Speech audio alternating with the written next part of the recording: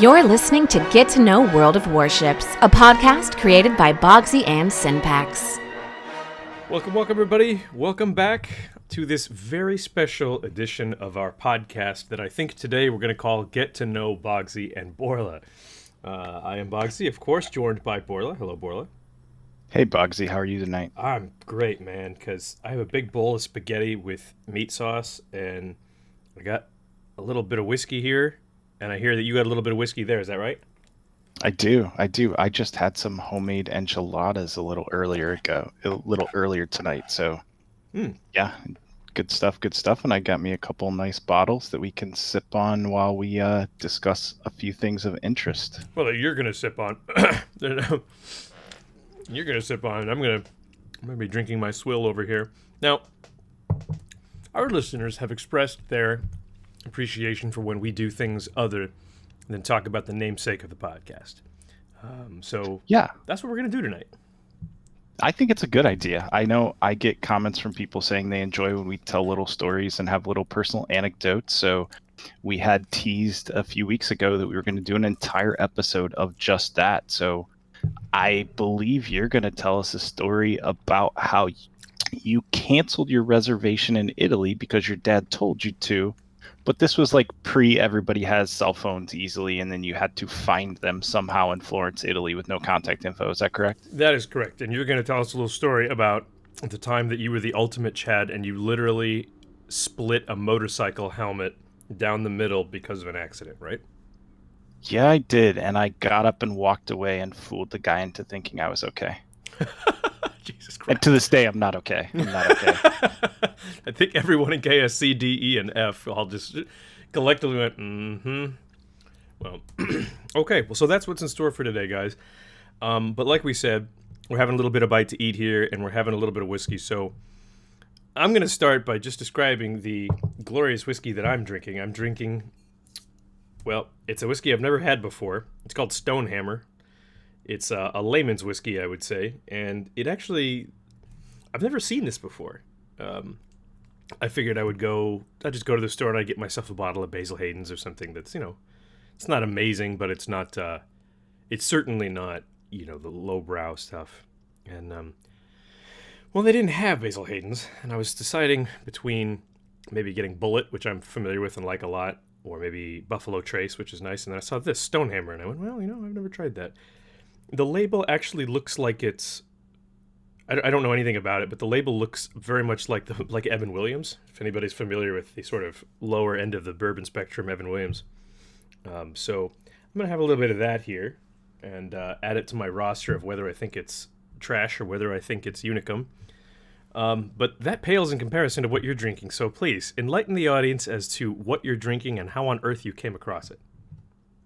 Well, what I'm sipping on right now is it's from Willet. It's a family estate bottled small batch rye. So I started getting into bourbon about 10, 12 years ago, just before it became impossible to get good stuff.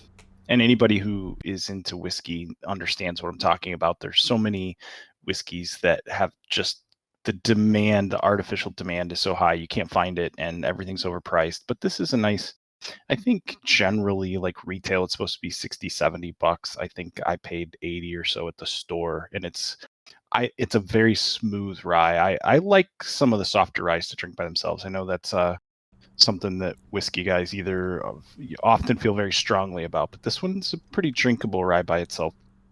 And then a little later, I have a bottle of Van Winkle 12-year-old Lot B that, I opened it, I don't know, about a year and a half ago, and I sip on it every now and then for a special occasion. And it's been a long time since I took a sip of it. And so that one, I don't know what the retail is now, but if you look on any of the sites, it average resale price is about $11.50. Right, it's expensive, yeah. Yeah, not $11.50. No. I didn't pay. I paid a fraction of that, but some of you out there might stuff. Colloquially know the name as Pappy Van Winkle, right?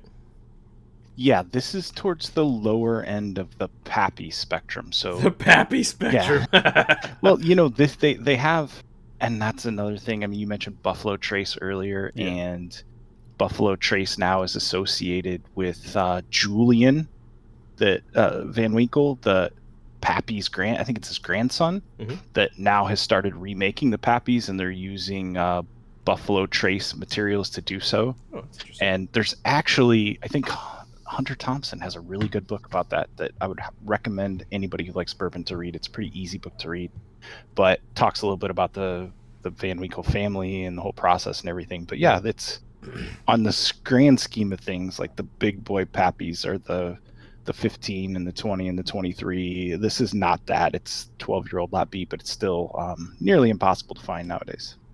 So for those of you who are listening who might not know or give a shit about whiskey and bourbon, we should probably tell you why you should. Maybe start by describing the difference between bourbon and rye and whiskey and all that.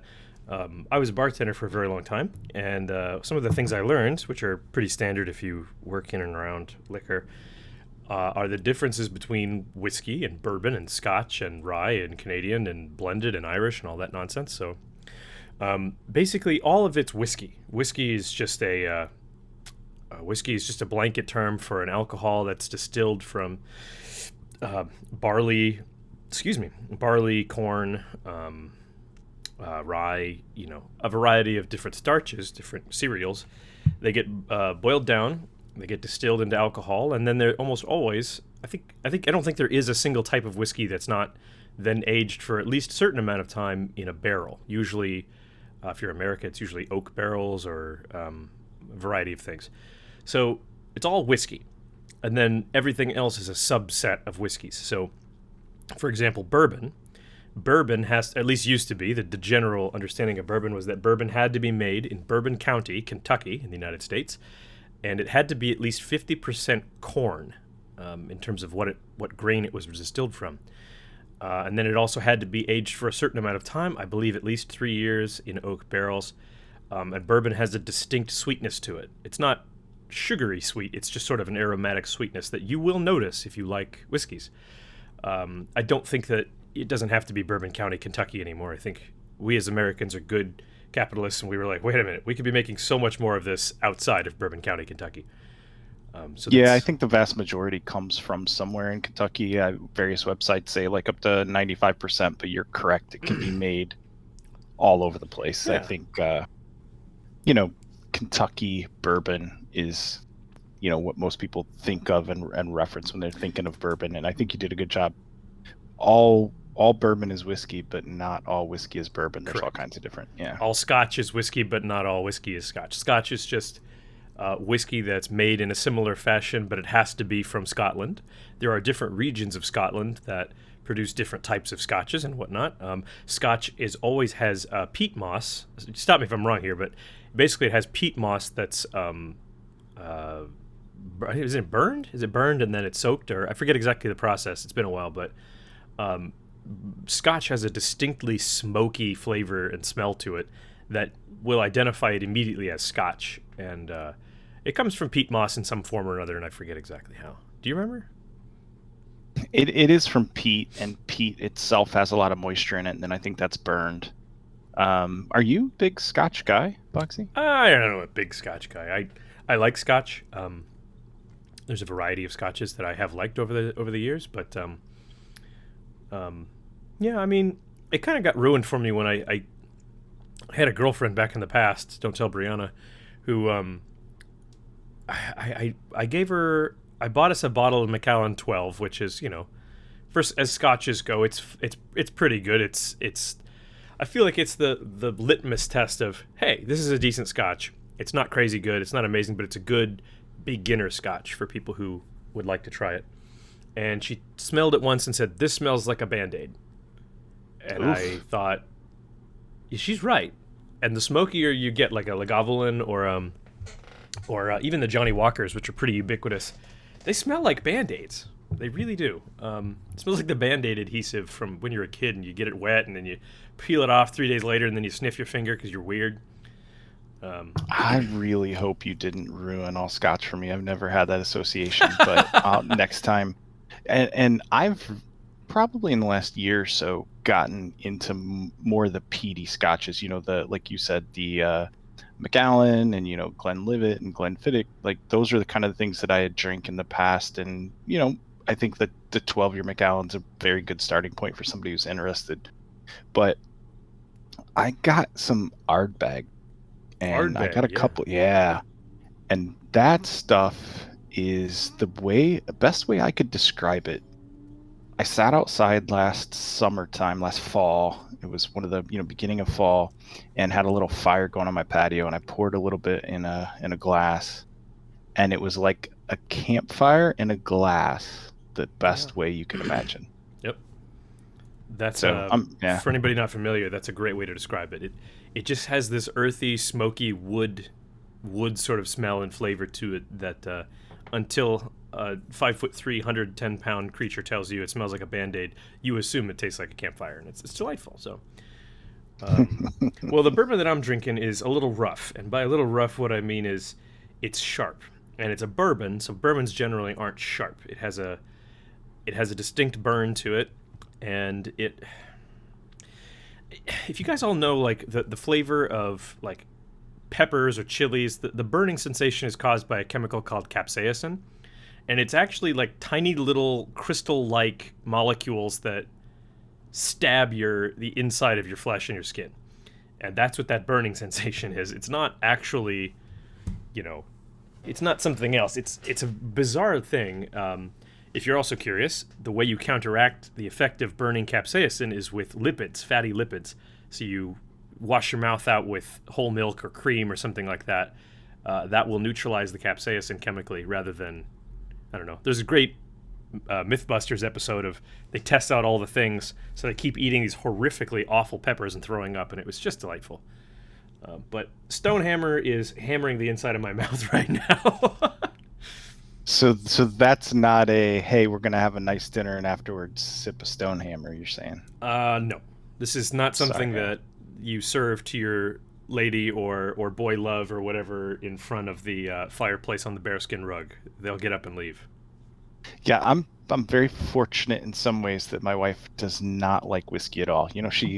She'll drink some cocktails or some wine or whatever, but she does not like whiskey. And one of my good friends, his wife really likes whiskey. So when we get together, her and I are drinking the whiskey and having a good time and taste and stuff. And, sometimes my wife will be like, oh, don't you wish I was like her, that I like the whiskey? And I'm like, no. And she's like, why? I said, because then it would either be twice as expensive or I'd have to share. You're right. Yeah. And so this makes it a little easier to have. Yeah. So in my home office, I have a little whiskey collection of, I like all kinds of stuff, but, wheated whiskeys and really smooth ryes are probably my favorite, and then I do like a good scotch every now and then. Yeah, and so ryes are obviously it's an American whiskey, but the primary cereal that's malted to make the alcohol is rye. It's sort of like barley and rye of all that, and traditionally the rye whiskeys have a bit more of a strong bite to them. It's not necessarily that they burn; it's just sort of like I don't even know how to describe it. Do you know? Wow, I'm hiccuping because I almost like spicy. Okay, yeah, that's like a spice at the end. And this Willet, I would say it is one of the softer ryes that I've had. So it doesn't have nearly the bite that most ryes do. It's more at the end. It's there's a little bit of pepper or spice on it, but it's really pretty soft at the end. It's like you get a little bit of caramel and toffee flavor. That sounds nice. It's good stuff. Yeah. Yeah. Well, so we got a couple. We got other stuff to talk. Yeah. we're gonna sip on this whiskey, and we'll check back by the end of the episode to see if we sound silly or not. But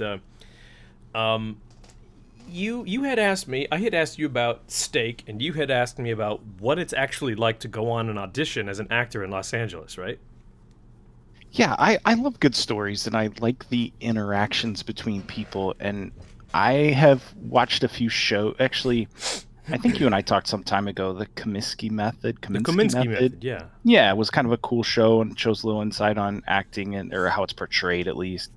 And I had always wondered. I know for a fair amount of time you were going to auditions and you were doing those things. You had some work in acting, and I believe you went to acting school. You've talked to me about one of the actors that coached you that you thought very highly of. Yeah.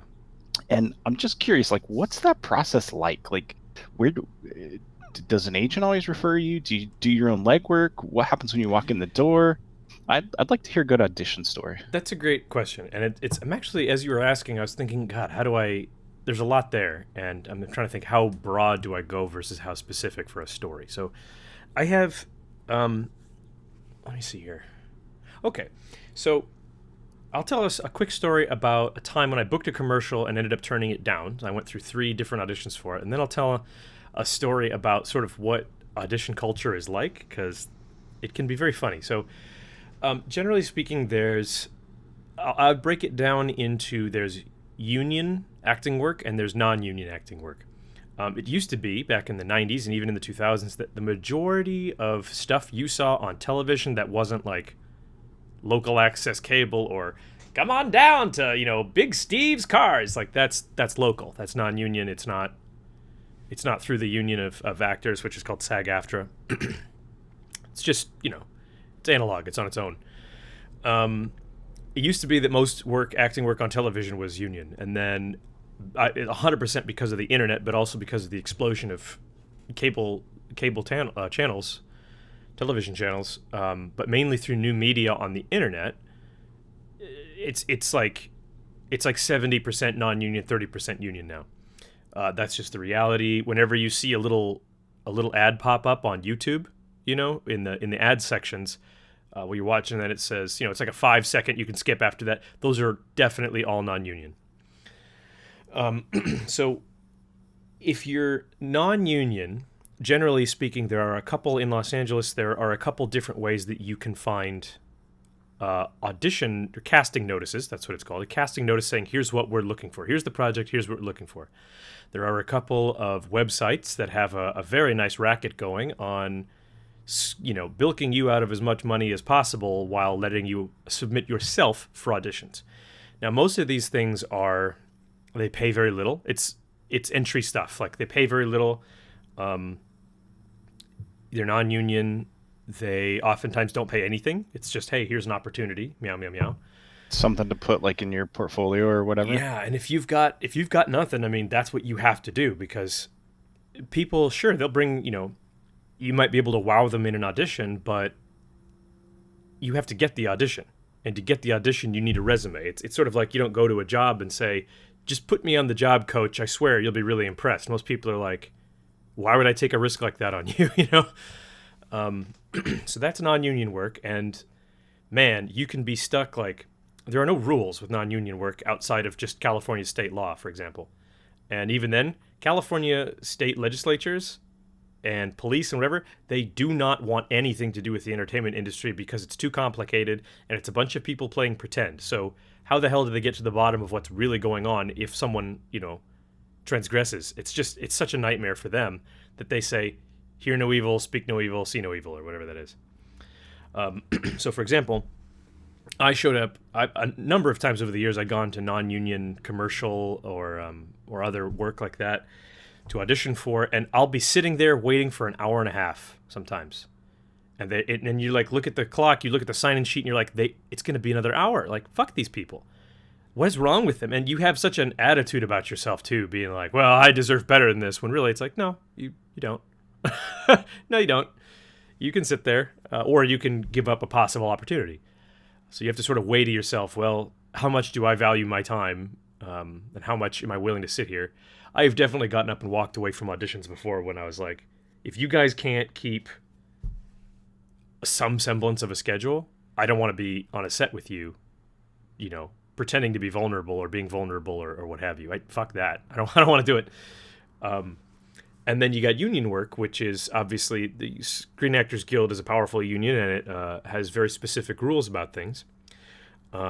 So those ones are they're held in nicer buildings. They're much more structured and organized.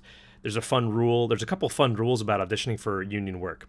One of them is that technically, if any casting office, and that's what they are, the casting offices, who organize the casting calls, if they keep you there for longer than an hour, whether you're waiting or performing, they are obligated to start paying you. That's according to acting union rules. So, because nobody wants to do that, because everybody there wants to be cast, The way that everybody circumvents that is they don't sign in with a time. They sign in with their name and their acting number and all that, their union number, but they don't write the time at which they showed up. Or if they do, they never actually write what time they check out. If you do, it's sort of an unwritten rule. If you are there an hour and a half and you sign out and write that you were there an hour and a half, they will have to pay you. You will also never be called back. They'll never bring you in for another audition, and you won't get a call back. It's just how it works. So everybody knows you don't put a sign out time. You just leave it blank. So I think every single union casting sign-in sheet I've ever seen has always been a whole bunch of time ins and no timeouts. The other cute thing that most people probably don't know is that if you're the only thing that you're obligated to create as an actor is the performance. And that is actually by union rules, that's different than writing. Writing and acting are not the same thing, obviously. So, by extension, what that means is the casting offices, the directors, whomever is doing the audition cannot tell you explicitly to improv. If they do, then technically you are writing for them and they have to pay you. So, there's a cute little trick that they all do. And this, again, it's the same as the previous thing. And that story is, they say, make it your own. Feel free to do what you'd like with it. Don't feel tied to the script. Those are all code words, code phrases for just fucking improv for us. Give us your talent, extra talent for free. That's exactly right. And again, it's one of those things where this is why the state has absolutely no interest in getting involved, because imagine you're arguing with a narcissist constantly, and they will tie every single phrase and word in knots to never lose. Like, trying to figure out acting industry guidelines and standards is like, it's like trying to get a cat to run a maze. Like, cat's going to leap over the top of the wall, run off, and you're never going to see it again. So that's sort of some of the interesting things about auditioning that people might not know about. My favorite was I went for a Ford commercial. It was a Ford commercial it was way back in the day. It was going to be released on the internet to coincide with the release of The Hangover 3. So that should give you some time reference. I had gone in to basically play Bradley Cooper, right? Bradley Cooper's character from the Hangover franchise. They needed someone who looked like him and could kind of act like him. So I did my best Bradley Cooper impression. And I went through three rounds of auditions and finally was offered. And there's a rule about union work where they can tell you how much they're offering for the work, but they cannot negotiate you down from that. They can't do that. They can after you have been cast. Then you can negotiate, but they can't negotiate below what's listed until you're cast. They tried to get me to negotiate below that rate before I got cast, which is, they said, hey, we cast you, but for this amount. And my agents were like, they can't do that. They can say, we've cast you. And then like, you have to be in contract cast. They can't take it away. And then you negotiate, right? It's a weird thing. I might be misremembering that a little tiny bit, but so needless to say, they were skirting the rules, and my agent and I turned it down, which was a bit of a bummer. The other, and this is more to culture, was sometimes you'll find yourself in very strange situations. So I went on a casting call for a commercial that said, it oftentimes, I have an agent, and the agent submits me for union work. So the agent, I don't have to do anything. The agent just submits me the stuff. I go to the auditions. So when the casting notice came to me, it said you have an audition for the role of Caucasian male, right? Which is actually more common than you think. Commercials don't always have the roles. The roles aren't always labeled creatively. So I show up at this casting office, and there's probably 40 people in the room waiting, like in the waiting room. It is wall-to-wall Asian guys, right? Just clearly Asian men. And I was like, oh shit, did I show up in the wrong building? Like, did I get the address wrong? And right as I'm about to start to ask somebody, this very sweet young man comes out of the casting room, and he looks at me. He's got a little checkboard. He goes, hi, how are you? And I said, good. He says, what role are you here for? And I said, well, what are my options? He goes, oh, so today we're seeing 3 roles. We're seeing Caucasian male, Asian male, and mixed. And I sort of got this little wry smile on my face because I'm an asshole. And I said, well, I think I'm going to have to go with mixed today. And he kind of, you can't see my face, but he's like, his eyes sort of glazed over for a second, and he's like, and he just didn't quite know what to say, because what's he gonna do? Be like, you're not mixed, you're clearly a boring white guy? No, he's not gonna do that. You and risk cannot getting fired. identify how you want to, Bogsy. You have to identify how I see you. So I literally, I'm like, I'm kidding, man. He goes, oh, okay, you know, and I saw like, Jesus, I'm clearly Caucasian male, you know, but he was so uncomfortable with the idea of violating my truth, I suppose. Little cute thing about Hollywood, how everyone's terrified of upsetting each other. So, yeah, I mean, as you do some more union work, you audition for agents directly. You go in. Usually, they'll interview you. You'll maybe read some copy for them. You'll read some commercials, or you'll do a scene, or what have you. Or if you have a good reel, a demo reel, then you can it's your digital resume basically. You can submit that, and sometimes that's good enough to get you an agent. And the agents submit you for things. You go on the auditions, and then they take part of your paycheck. It's amazing. That's got to be a fascinating and very grindy world to get your foot into. It is. And Brianna and I were talking. Brianna, my girlfriend, is also an actress, and she really hates auditioning, and I don't blame her one bit, because we all hate auditioning. But if you really think about it, like, auditioning is an actor's job. That's your job. When you book something and get paid to act, that's just a bonus. Your job is to grind out auditions for things that, you know, for whatever, as often as you can. It's just grind. And it's sort of like if you're going fishing. If you're going fishing, sure, you'd like to catch a fish, but your job is to stand there and cast your line out repeatedly and learn best how and where to cast your lines, so that eventually you catch something and you get to eat that night. Yeah, and it kind of compares. Athletes will often say, we get paid to practice and go to meetings. We play the games for free. Right. That's a pretty good way to put it.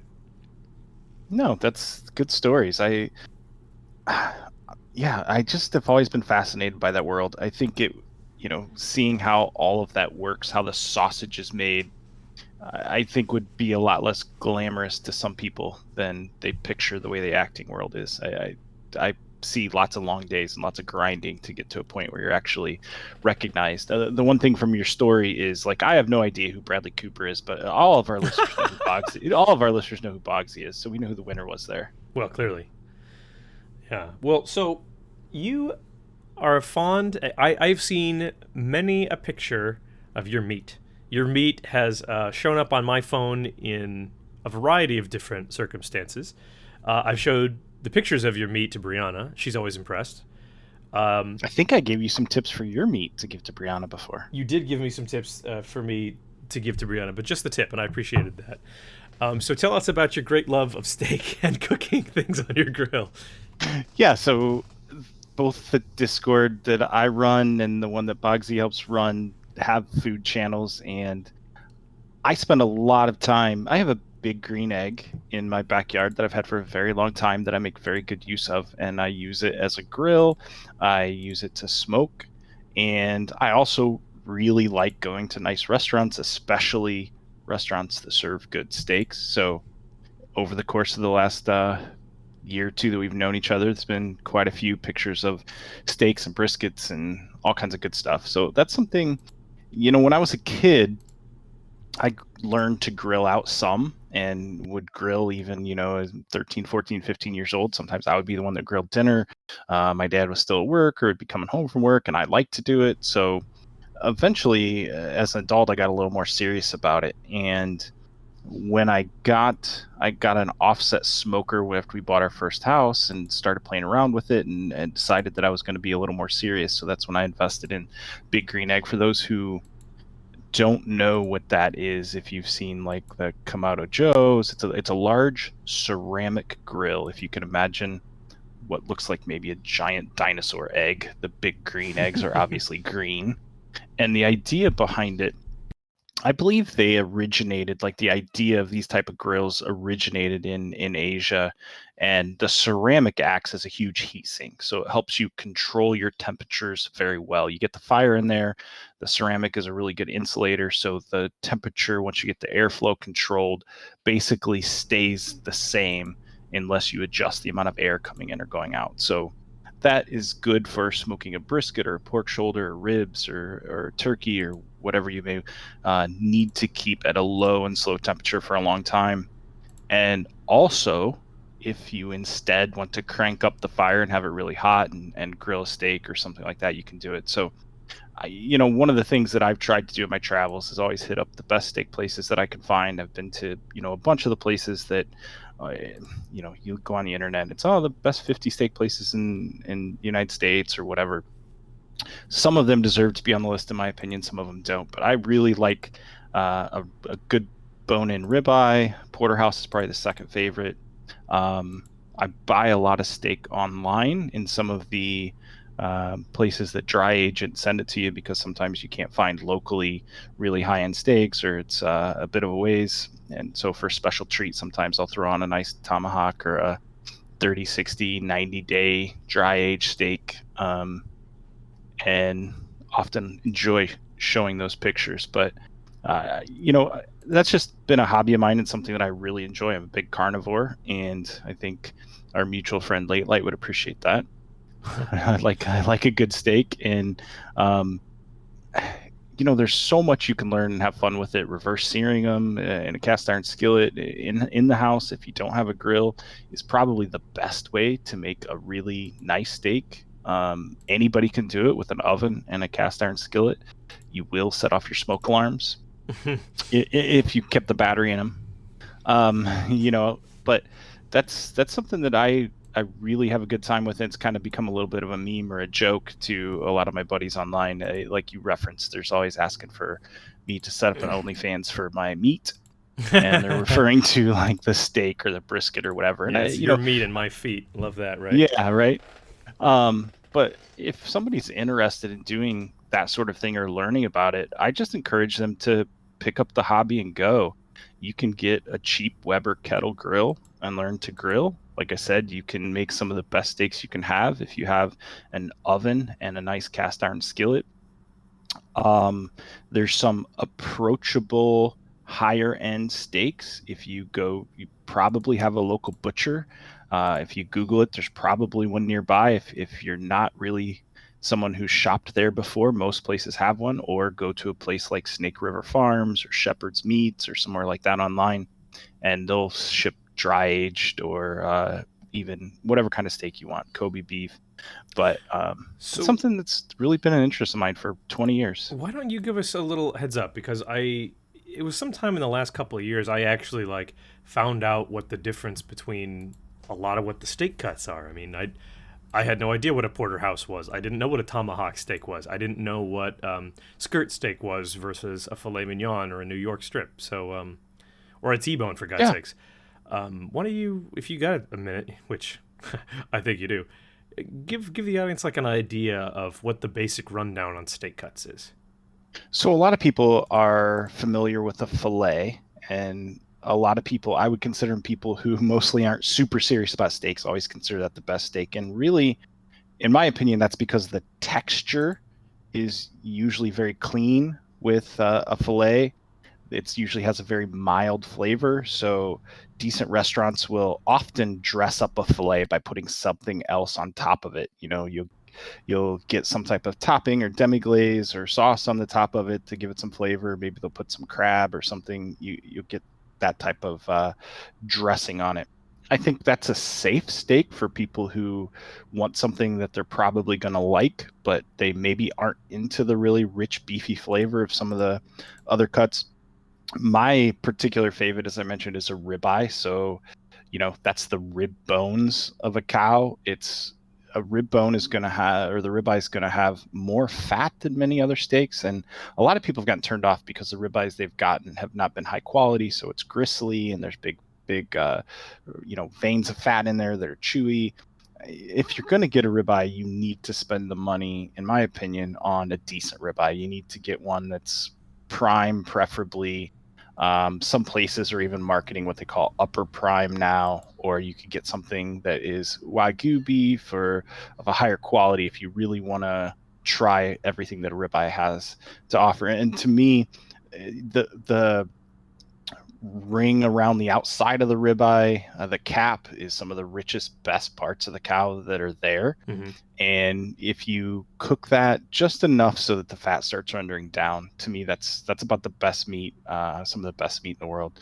The porterhouse, you have a T-bone and a porterhouse are essentially the same cut. The difference is the smaller side where the fillet is bigger on a porterhouse. So a T-bone may just have a tiny sliver, the size of your thumb or something like that. And a porterhouse is going to have a bigger fillet side.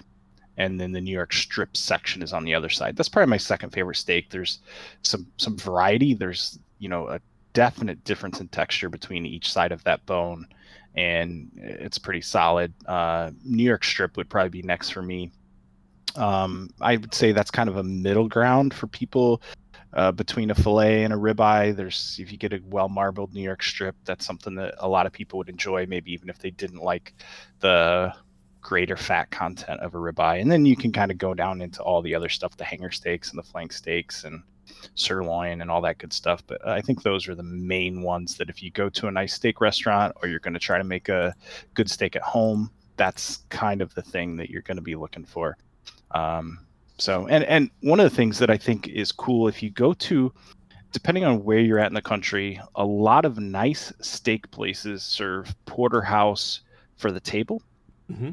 So like Peter Luger's in Brooklyn was one of the first really nice steak places or well-known steak places that I went to. And essentially, this is probably 16, 17 years ago. And Peter Luger's has been open since the 1800s. I don't know if they still are, but as of a few years ago, they're like cash only. Or if you have a Peter Luger's credit card, like they don't take any other credit card. And it's in Brooklyn, right across from Manhattan, I think the Williamsboro Bridge, and down in that area. And it's like old butcher block tables. The waiters are kind of like German lederhosen type. And they'll come up to your table and they're like, I remember the first time, I don't know if they still do this, but this is early 2000, or this is probably 2012, 2013, because actually I remember 2002, 2003, because the hole was still there in the World Trade Center. The waiter comes up to our table and he's like, it was us and another couple. Would you like porterhouse for 4 or do you need to see the menu? And like, that's the approach that they have. Wow. And so they'll bring it out and it's already sliced and then kind of reassembled in the shape that the porterhouse is. And, go to a steak place like that at least once in your life. If you're at all a steak guy, go to a place like Peter Luger's. It's worth the experience. Not everybody can afford to or chooses to afford to throw down that kind of money a meal all the time. I don't do it all the time, but if you have the opportunity to go to a place like that or Jeff Ruby's, or one of my all-time favorites is in Indianapolis, St. Elmo's. And if you go to St. Elmo's, get the fiery shrimp cocktail. That's another old-fashioned steak place that's been open, I think, since late 1800s or maybe 1903, something like that. But that's kind of a hobby of mine, is not only preparing those things, but also when we travel, trying to figure out the best or one of the best steak places where we're going, and going there and getting a good steak and having a nice dinner. Right. Wow. I always wondered about that sort of stuff. I always sort of wondered, how exactly do these steaks stand up to each other? So, well, I'll tell you one thing that was fun. There's a famous chef named Peter Luger, Peter Luger. David Burke. I'm sorry, Peter Luger's restaurant. David Burke, and he has some restaurants in New York City, and he used to have one in Chicago as well. And in Chicago, it was in the James Hotel, and they had dry aged steaks that were 30-day, 60-day, and 100-day. And if you wanted to get like a 100-day dry aged steak, it was recommended that you tell them when you make the reservation, because they only have so many. Obviously, they had to start aging them 100 days ago, and they had to save them and not serve them at 30 days or 60 days. And if anybody's ever had or not had a steak that's aged that much, it's kind of like a blue cheesy. It's a very strong flavor. You better know that you like it before you do it. I would recommend starting at like a 30 or 40 or 50-day, you kind of work your way up. But if you asked nicely, the servers would take you in the basement into the aging room, and you would see the racks with these giant ribeye roasts, and they were all tagged on which day they went in there and how long the intention was for them to be aged. Oh, wow. And they had one right by the door that they had put in there the day the restaurant opened.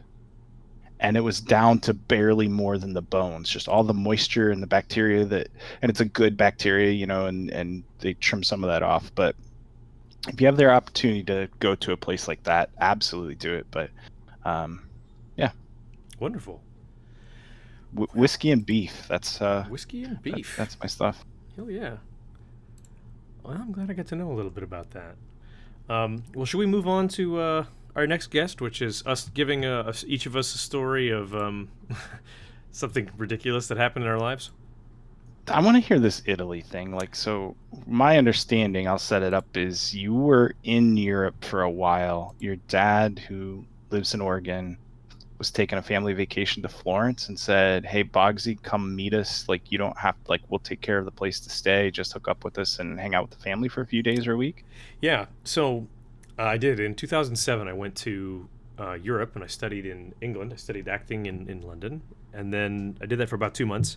And then afterwards, I did a little trip around Europe, which was still one of the best experiences I've ever had. I traveled through France. I went to Paris. I went to Nice down in the south. I went to a little town outside of Geneva, Switzerland, but still on the French border. Then I went to Venice, Italy, and from Venice, Italy, I went to from Geneva, I went to Interlaken, Switzerland, and then from Interlaken, I went to Lucerne, and then down to Venice, Italy. It was right around the time that I was leaving Venice after a few days to go to Florence that my dad and I had discussed meeting up, because he and my stepmom and my sister had decided they were going to come to Italy themselves because they thought it would be a good time to go travel. So we coordinated on it, and this is the middle of the early part of the summer, so it's actually very difficult to get hostels and stuff lined up. And I had all my stuff lined up ahead of time. So when I was talking to my dad, via email about it, I said, "Hey, I've got this place lined up." He says, "No, don't do that. We got an apartment. Come stay in our apartment. Save yourself some money." And I was like, "Okay, but you got to send me the details of where it is." He goes, "Yeah, I don't have it in front of me right now, but I'll send it to you." It's like, "Okay," because again, I'm gonna cancel my thing, my hostel, but if you don't tell me, I got you. I'll send it tomorrow. So my dad never sent me the details. God bless him. So I get on a train from Venice and I go to Florence.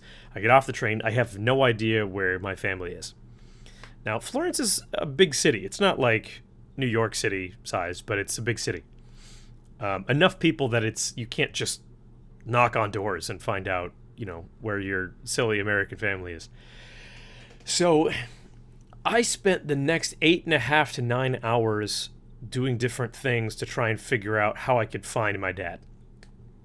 I showed up. I had about 90 pounds worth of stuff on my back because I'd been traveling Europe for 2.5 months. And I had a list of phone numbers. The first thing is, well, why did you just call him? Well, I had written down numbers on paper. I wrote down my dad's work number, which the work number transfers to his cell phone, but I didn't write down his cell phone number. He had his cell phone, but it wasn't forwarding because he was out of the country. So I could not call him directly. I even thought, well, first thing, I'll call some of his, he has some employees that work for him in his law office. So clearly, I call them, I find, hey, how can I, what's his work number? Or what's his actual cell phone number? It was 2 a.m. back in Oregon, so that wasn't going to happen. So I decided, well, I'll just look up the apartment rental companies in Central Florence, and I'll start there. So I did. And I went to one, and they said, "Oh, yeah, we know your dad." I said, "Really? Yeah, we know him. He's at this address." So I'm like, okay. And I walked about 3 miles. To where that apartment was. I knocked on the door. Nobody answered. So I went back, and they said, "Oh, we'll try this one instead." So I walked 2 miles. I knocked on the door, and somebody answers in Farsi, right? like some Arabic language, and I just not your stepmom speaking Farsi. Not my stepmom speaking Farsi. So I come back and I said, Miss, I need to be clear. And I told him, I repeated the name of my dad, and she said, oh, you are not Mr. Mustafa? Your dad is not Mr. Mustafa? I said, lady, look, like, I don't. She thought you were mixed too. I guess so. That's the theme of today's episode. Boggzy the mixed ethnicity podcaster. Anyway, I said, no, my father's not a Mustafa. And I did a couple other things that are starting to slip my mind, but eventually I thought, well, my dad is the kind of guy who would rent a car in a city where you really don't need a car. So I went to a car rental company that was nearby, and I asked, and they said, yeah, we know your dad. They were like, he's tall, he's thinks he's real charming, and I was like, yes, that's exactly who it is. His name is Bill, Signor Billa. So they said, here's where he's staying, and I dropped my stuff off. I walk down and I ring the doorbell, and I hear on the other end of the intercom, I hear, hello? And I said, do you speak English? And he says, Joe, because my name's Joe. He says, Joe, I can't believe you found us. And I was just, I was beside myself. I was furious. And I just pushed the button and I said, you better have a beer waiting for me up there when I get up. And he goes, yeah, I got plenty of beer. Come on inside. So I come inside and he meets me on the stairs and he's just all smiles and hugs and stuff. But like nothing's wrong. And I was like, Dad, what were you thinking? Like, honestly, why you said you were going to send me the details. I asked you, I said, you have to send me the details. What were you thinking? He goes, I knew you'd figure it out. And wow. I was like, I was furious. And at the same time, I was beside myself with pride and joy that my dad approved of what I had done and that he had faith in me. I still can't believe that I managed to do that. I mean, it really was like, I don't know whether it was like a 5 to 10% shot in the dark, maybe, to just choose a car rental company. Eventually, sure, I could have, if I had waited another 5 to 10 hours, I'm sure I could have gotten a hold of somebody in the U.S. who had his cell phone number, and I could have called him. But, I mean, it was hot. It was summer, and it was hot, and I was pissed off. And and nowadays, you would send a text and use your phone to get an Uber over there. Yeah, exactly. Like this sounds like a bad Seinfeld episode for those of our audience who are old enough to watch Seinfeld, where if you go back and watch any of those, if they just had a smartphone, like 80% of the episodes would not have happened. Oh, yeah. Smartphones would have killed the entire premise of something like Seinfeld. There are no, getting lost in a parking structure when you have GPS. Or crawling in somebody's apartment to erase their answering machine message. Right. Yes, that too. So that's my story. We stayed in Florence for a little bit. We took a day trip to Siena, Italy, where we went to a it was the ruins of an old 11th century abbey, and it had no roof. And at one point, excuse me, the caretakers of that abbey were monks, or maybe friars, I don't know, who lived in a little monastery on a hill next to the abbey, and they farmed honey from bees in the area and grew apples, which they turned into hard cider and sold it. That's how they kept the abbey in good repair and cared for themselves. So later that night, we watched inside that abbey. Abbeys all they're like a church. They form a cross. So there's no roof on this thing. And about 6 p.m., all these big buses come in with performance equipment, a stage, lights, sound equipment, and a whole bunch of people who are actually part of an opera. They're an opera group, and they performed Rigoletto, which is a very famous Italian opera, at night in this abbey with no roof, so we could see the stars going. It was an absolutely incredible experience. And I mean, that sounds like it's worth walking back and forth across Florence a few times for. He also paid for the remainder of my trip. That was nice too. So, we went to Rome after that, and I was about spent in terms of money by the end of that trip. So So there's my getting lost in Florence, Italy, and somehow earning my dad's respect story. Hey, he either never wanted to see you again or really did believe you would find him. That's exactly. Those are literally the two There options. was no middle ground. It was one or the other. Yeah, man. Well, so while I was doing that, I was at some point at the lowest point. I was about ready to split my head in half. I'm not lying. So why don't you do us a big favor and tell us about a time when you nearly split your head in half, but thought better of it and decided to just split a motorcycle helmet in half instead. So, I've one of my other interests and hobbies for a long time has been motorcycle riding, and about a little over 5 years ago, it was a nice spring day, and I had looked at the forecast. I live in northern Illinois, so the riding season is somewhat shortened by weather, and it was April time, kind of the beginning of when you can ride your bike, and I hadn't ridden much all winter, and it's just a nice stress reliever. So on a Sunday, I told my boss, hey, I'm going to take Monday off and I'll go for a motorcycle ride and I'll be in on Tuesday. And he was okay, burn the vacation day, have fun.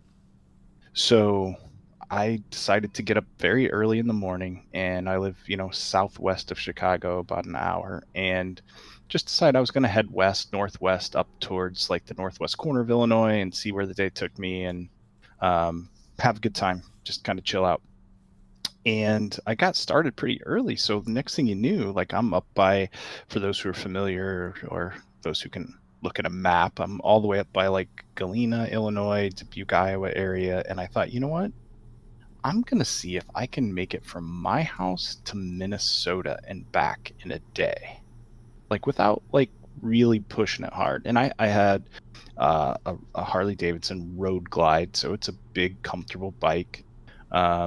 And I just started cutting across country through there. And at some point, I get up into Wisconsin, near Platteville, Wisconsin, and I'm kind of looking at the border of where it's going to go and figuring out where the closest spot to cross over in Minnesota is, and realize that, if I do that, I'm going to be pushing it, getting home, near dark time or whatever. I don't like riding near twilight because animals and deer and everything. So I'm like, I'm going to turn back about 50 miles before I got to where my goal was, and I'll just kind of take it easy on the way home and try to get home around the same time my wife gets home from work. So I stop in Savannah, Illinois, which is a town that a lot of bikers, in the Midwest, there's not a lot of, or at least North Midwest near me in Northern Illinois, not a lot of great roads to ride that are scenic. But if you ride along the Mississippi River, there's a fair amount with the valley there. So a lot of bikers stop in Savannah. There's a couple biker bars there and a few areas that I was familiar with. So I roll into Savannah for a late lunch, and it's just a beautiful day, having a sandwich, and I get ready to get back on the bike. And one of the deals that I made with my wife when I got a bike was every time I got on it, I was going to put a helmet on. And it's not a law here, and when I'd ridden bikes before, I'd rented and we'd done them on vacation, and often I would wear a helmet, but not always. But when we had the conversation about me getting a bike, she's like, you know what, it's fine. I won't give you a hard time about it if you promise to wear a helmet every time. So I did. And that day, I was just like, man, it's so nice out. It would be so nice just to ride a little bit without the helmet, put it in the saddlebag. But I said, no, I said I would do it. I try to live up to what I commit to people. So I put the helmet on, and I'm riding back through, and the Illinois River cuts through part of Illinois, and there's a really nice state park outside of Peru, Illinois, and Ottawa, Illinois, called Starved Rock State Park. And it's a pretty well-known place in northern Illinois. There's some nice cliffs, and the roads really curve and change elevation going through that park. So it's a great place to ride through on the motorcycle. And I decided I was going to cut through there on my way home and take some back roads home. And it's 3:30, 4 in the afternoon, and I'm coming out of the state park, and it's just a highway going along the river, like a state highway, 2-lane going each way. And I'm going about 60 miles an hour, and there's traffic coming towards me, and it was stopped because the people were turning left up one of the side roads, and somebody went to turn left, and the next car stopped, and the person behind them, I don't know if they didn't see the blinker, they got frustrated. He hit the gas and came into the oncoming lane to turn left in front of me. Ooh. And so I'm going 60 miles an hour on a 900-pound motorcycle, and he's in a pickup truck, and he's probably about 60 feet in front of me. And he pulls across the lane, and then he like half hits his brakes. And so he's stopped across the lane. There's an SUV in the oncoming lane, and there's a culvert and a guardrail to the right of that. So there's nowhere to go. Mm-hmm. So I hit my brakes and try to aim between him and the SUV and barely miss his back bumper. And the bike went down on its side as I was doing that. And I smacked my helmet against the pavement. I skidded a little bit on the pavement, and he took off up the road that he was turning, never to be seen again. And when the bike came to a stop, I got up, and the person who had stopped, she stopped and got out and was running over to see if I was okay. And then 2 vehicles behind her was a retired firefighter. And so he Ooh. comes up and kind of takes charge of the scene. And my bike's probably 50 or 70 feet. It slid 50 or 70 feet further than I did. And I'm kind of getting up, and I got a little bit of road rash on my arms. But I always would wear, boots with steel toes and gloves and stuff. So that was the extent of the skin damage. But Mm-hmm. I get up, and he started to take off my helmet, and realized like my helmet was cracked open on the side of my head. And he's running up to me, and he's like, "Hey, you got to sit down. You got to sit down." And I said, "No." I said, "I got to call my wife. She's, I've been in a motorcycle wreck. She's got to hear it from me that I'm okay." Like what I pictured was her sitting at work and getting a call from, emergency services or a policeman or whatever. Your husband's in a wreck, and then her being panicked and worried about whether I was really okay. Where if she heard me, then, she would at least know that I was okay if I was talking to her. So I go and get my phone out of the fairing of the bike, and the guy is like trying to grab my arm and get me to sit down, and I really wasn't cooperating with him. And pretty Right. soon pretty soon he's like, "No, you need to sit down. I think you have a concussion." I'm like, I'm fine. And he's like, "What day is it?" And when he said that, I realized that I didn't know what month it was. Like I had no clue, like zero. But I had just picked up my phone out of my bike, so I'm getting ready to call my wife, and obviously, any smartphone, like we talked about, solves all your problems. There it was April whatever. And so I told him the date, and he's like, okay. And he's like, "Where are you at? Do you know where you're at?" And I realized I had no clue. And at the same time, I'm looking at the date, and I'm like, why am I not at work at a Monday? Like, what am I doing here at like 4 o'clock on a Monday Wow. that I'm not at work? And is this going to cause me an issue? Like, did I play hooky from work? And not, like, just like in my head, I'm like, what's going on? And so then when he asked where I was at, I recognized the river on the other side of the road as that Starved Rock where I would often ride. So it was somewhere I was very familiar with. So I'm like, oh yeah, I just left Starved Rock State Park. And at that point in mind, I had no idea to taking the day off. I had no idea I had ridden like 600-700 miles that day. Zero clue of any of that. And the cop shows up, and he's like, "Do you need a ride? You need an ambulance?" And I'm like, no. I'm like, I got some gravel in my arms, like some road rash. Somebody could take me to the hospital to get that cleaned up. I'm like, that's all I need. I don't really need to go by ambulance. And he's like, sure. And I'm like, yeah. And I'm like, oh, by the way, I also think I have a concussion. He's like, oh, you don't get a choice. Ooh. And, so the ambulance comes. And by the time the ambulance comes, the shock wore off, and I was feeling pretty sore. My hip was, because pretty much the entire bike's weight and my weight came down on my hip and my head. Right. So I was wearing a helmet, and I still have the helmet. I showed you a picture of it, I think, about a week or two It's ago. impressive. You don't expect a helmet to crack, but the one thing, the takeaway that I had from that is when so I ended up with a grade 3 concussion. By the next morning, I was not feeling very good at all, and it took weeks to feel better. For a week or two, I felt pretty dumb and slow. So like when you talk about athletes that finish a game, football player that finishes a game and said, I finished it out, I don't really remember the game, but then for 3 weeks they felt horrible. And you're like, well, how could that be? Like, you have to experience it to realize it, but that's exactly how it could be.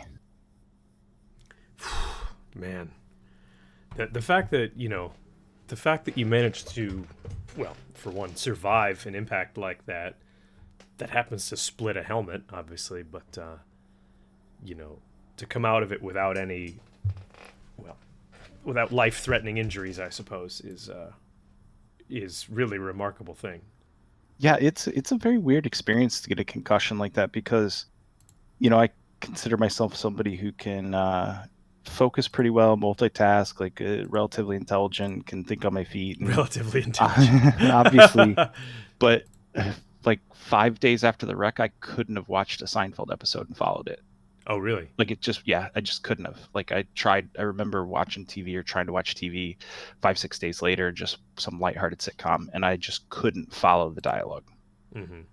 And it took like 3 weeks 4 weeks for that to wear off. Oof. Yikes, man. Were you laughing, calling me a big dummy earlier? Is that what you were saying? I was not. I never would. Never have said that. Never would say that. Smoke bomb! Well, I'm happily into my second whiskey. I don't notice the bite quite as much as the first glass. I think that's sort of the trick of relatively cheap whiskey is just keep going. If you keep going, it gets a lot better. So plow ahead. Yeah. Yeah. I don't know. What's the worst whiskey you've ever had? Can we get away with saying that without pissing anyone off? Oh man, I really don't know because when I started drinking whiskey, I was at least to the stage where I was drinking decent, like at least like, Jack Daniels or I guess maybe some Seagrams or something like that would probably be the worst that I've had. Seagrams. I guess I didn't even think about the fact that Seagrams makes whiskey. I've always just drank their gin. You got to watch for that Canadian stuff. Yeah, the Canadian stuff will sneak right in on there. They're just so pleasant and happy and polite, you just don't even notice. But then all of a sudden you're like, wait a minute, what's this in my drink? And it's like, hey, I've been here for quite a while, hey. You're like, can't be trusted. Get out of my soda. I wanted Jameson. Well, I'm glad we did this. I'm glad that we did something that was a little off-brand for us and didn't mention Warships once. Oh, shit! You blew it. I did. Yeah, no, and I'll be interested to see if we get any feedback, if people find it entertaining or engaging. And I think we're trying to sneak out a pretty good episode next after this, right? Yes, I think we can go ahead and we should just pitch the next episodes. We have 2 people lined up for the near future. The question is just scheduling. So one of whom is Chrysantos. We've teased him a little bit on my stream and whatnot. Chrysantos from Wargaming EU office has agreed to come on and specifically to discuss features of Warships past that are no longer in the game. So things like shells that hit below the waterline but still penetrated used to cause floods. And that's back when floods were insanely strong. Stealth fire, ships being able to fire on you and you would not be able to spot them, Yep. Or RTSCVs that could group all of their squadrons and strike you with multiple groups at the same time. There's a very famous GIF that shows up on Discords, Warship Discords all over the place of a Yamato, I think it is, getting bombed, and then torpedoed by, I think, is it a Midway? Must be a Midway. Just it literally full strikes a Yamato to death, and it's just glorious. So for those of you who didn't know, yes, CVs used to be basically top-down RTS. I think it was in Alpha or Beta. Destroyers used to have citadels. I don't think that lasted very long, but Midway had rocket planes. Midway still has rocket planes. Or jets, I mean. Jets. Jets. Midway had jets, that's right. So we'll be talking about those things and a few others. Man, I'm getting hiccupy. And the second guest? Oh, the second guest. I'm so excited about this because I'm such a fangirl right now, but I extended an invitation to the mighty Jingles and said, hey, you're the reason that I started playing this game because I was a guy who played tanks. So I watched Jingles and I watched Quickie Baby and I liked their little group of content creators that they had. And then Jingles started playing Warships and I was like, this is awesome. So I wanted to play it too. And that's how I got started. So I invited him, and he is a very gracious man, and he said, absolutely, just let me know when you'd like to. So we'll get him on soon. I'm not quite sure when we'll do that, but I'd say hopefully within a month or so. We'll see how we space people out. I like to try and do like a specific guest, and then a clan, and then a specific guest, and then a clan. Try to keep it a little bit of variation for you guys. So, well, without further ado, Borla, I don't know that we've ever actually had you sink a boat. Have you ever sank a ship? Besides the time long ago when you were on the podcast as the leader of KSC. Yeah, that was the only time as the leader of KSC. I think it was episode 12, and I picked the Yu Yang at that time because they had just nerfed it, and I think there were so many better ways they could have treated that boat. So it was kind of like in protest of what they did to the Yu Yang and took it from, at the time, what was a competitive boat to something that nobody played. And then now with the smoke that it's able to put out, I think we saw last season it had a little more utility. Some of the better teams ran a smoke built Yu Yang to some success. So yeah, that's the boat that I sank back then. Do you think you'd keep it the same, or do you have you changed your mind? Well, see, I'd probably be one of those obnoxious guests that wanted to to sink an entire class. No, you can't do that. You have to pick one. Okay, well, what's it going to be? Come on. Probably be the FDR. Oh, really? Just, it's between that and the Petro, but I think it would be the FDR because we found ways to deal with the Petro, and the only way to deal with the FDR is to completely ban it. There's just no stopping it. If it decides, it does have its downsides, the slow planes and stuff like that, but if it wants to strike you, there is nothing you can do to stop it. The only things you can do is, over a long amount of time, try to kill enough planes that the strikes diminish, and or try to make sure that the whole of that CV stays as far away from what it wants to attack as possible, and has to fly around bubbles or through bubbles to get there, and that's just not good counterplay. I'm inclined to agree, man. I mean, actually, if I were, I would probably agree. I would say that if I had to sink a ship, it would still be the FDR, but just to make a little diversity here, because we all know that that's, the most important thing in the world, I'm going to go with Fen Yang. I want to sink the Fen Yang because I hate the Fen Yang. I hate the Fen Yang, I hate the Fen Yang, I hate the Fen Yang. The Fen Yang, if you don't know what the Fen Yang is, the Fen Yang is effectively a clone of the Tier 8 Japanese destroyer, the Akazuki, which is actually a great boat. It's a gunboat, it fires quickly, it has good ballistics, good accuracy, a lot of utility. The Fen Yang is that, but worse in almost every single way. It has its standard HE penetration is not enough to pen even superstructure on battleships at its tier. It can't pen anything without IFHE. It has advanced penetration angles for its AP, but it has horrific damage on its AP, so what's the point? It has torpedoes that are 12 kilometers, as opposed to the 10-kilometer torpedoes of the Akazuki, except they're deep waters, so they can't hit destroyers. And they're not just deep waters, they're Asashio deep waters, so they can't hit cruisers either. Apparently it has good AA, but who cares, because it also has smoke, so why not just use that, so you don't give yourself away. Yeah, I feel like there's something else about it that sucks, and I can't really... It also has one of the coolest looking custom camouflages in the entire game. It has this gorgeous glowing yellow, white, red, and black Chinese-inspired camouflage, or maybe it's... I think it's Chinese-inspired camouflage, with Hav's little lanterns hanging from it that are animated and lit up. It's just beautiful, and it's such a tragic waste. So, yeah, fuck that ship. Fuck it in particular. I'm sinking it. You can't stop me. So and that is why people spend busy bees on your channel to make you play the Fen Yang. It's true. If you collect 100,000 busy bees, which is my channel currency, on my stream, you can, for an entire day, dictate what ships I play. Commander Jam. Commander Jam was the last one to do it, and he made me... About half my day was Fen Yang. Otherwise, it was Flandre, Vittorio, Veneto, Tiger 59, all of my favorites. So, well, I'm going to start getting silly because I've had some whiskey. So, without further ado, we should probably cut this off. Do you object, Borla? No, it's been a good time, man. I've appreciated doing the podcast in general with you, and this was a fun episode.